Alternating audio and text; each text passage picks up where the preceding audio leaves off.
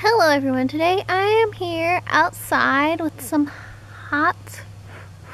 too hot to drink chocolate, and I thought that it would be fun to just do a chatty vlog.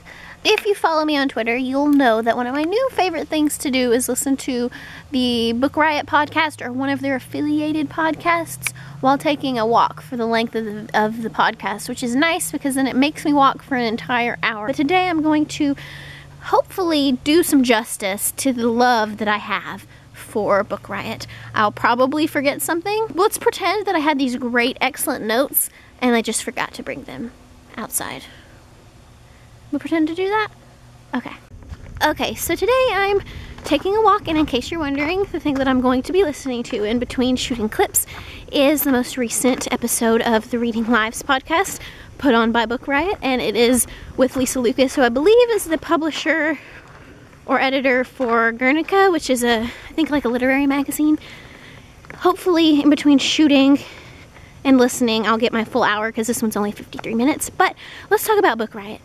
First off, obviously I love their podcast. The two that I listen to the most definitely have to be the Book Riot podcast, which is usually hosted by Jim O'Neill and Rebecca Kaczynski, and I just love their banter together. It's wonderful, and they touch on a variety of news topics. Like, it's not just one area of news, book news. It's excellent, it's diverse, and it's so good, and it probably helps that a lot of my outlooks and opinions on life kind of line up with theirs, but they've also challenged my thoughts and opinions in the short time since I started listening, which I really appreciate. And also Amanda Nelson sometimes comes in, and some of their other contributors do as well, and I love hearing all of them speak. I also listen to Reading Lives quite a bit, which is an interview podcast with Jim O'Neill, and I hope I'm saying his name. It's not Jake, is it? It's Jim.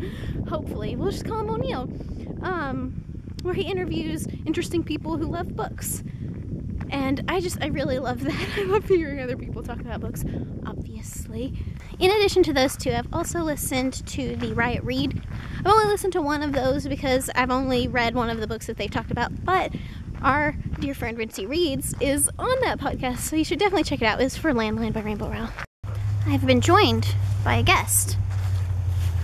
Anyway, there is obviously way more to Book Riot than their podcast. They are primarily a book-based website.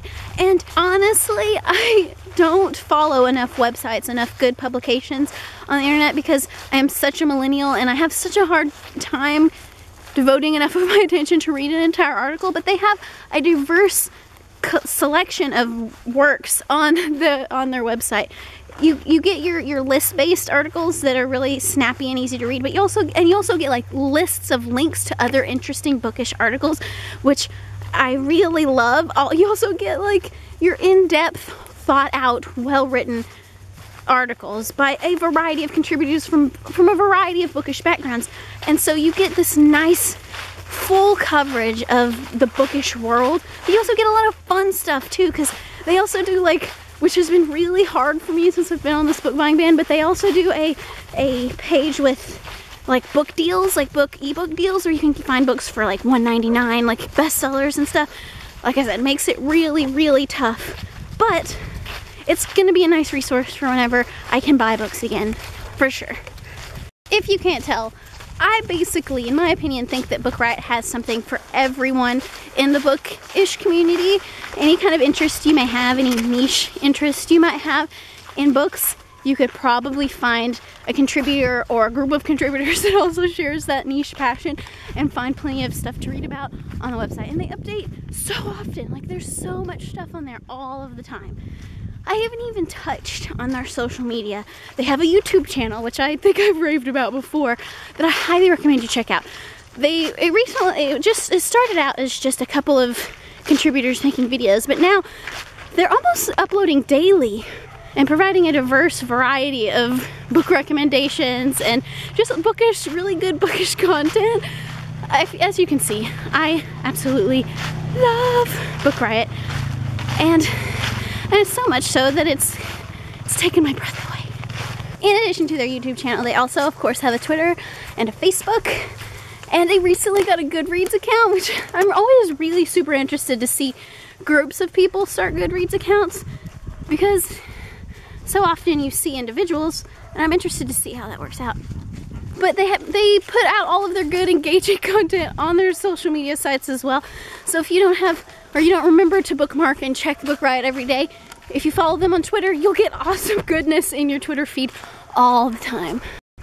For in case the battery dies before I get to shoot a proper goodbye, as always, please feel free to share your thoughts on anything that I said here today in the comments below. Thank you so much for watching, and I will see you tomorrow with a new video.